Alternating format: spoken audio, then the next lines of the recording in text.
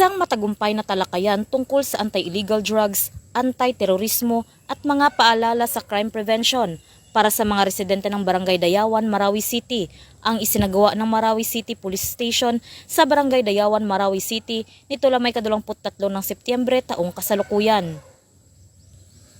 Ang naturang aktibidad ay naging inisyatibo ni Police Lieutenant Muhyiddin G. Pagayawan, Chief of Police, katuwang ang mga barangay officials at iba pang residente ng naturang lugar. Layunin ng talakayang ito na magbigay kaalaman sa mamamayan hinggil sa masamang epekto ng paggamit ng iligal na droga, terorismo at iba't ibang uri ng kriminalidad upang mapalakas ang kanilang kamalayan at kahandaan laban sa mga banta sa kapayapaan at kaayusan.